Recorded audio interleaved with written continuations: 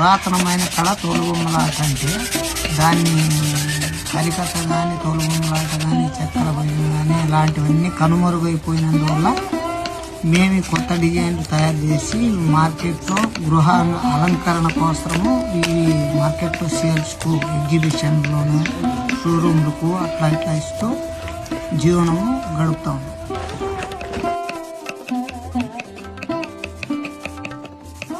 ఈ ఐటమ్ మొత్తం కూడా లెదర్తో తయారు చేసినటువంటిది.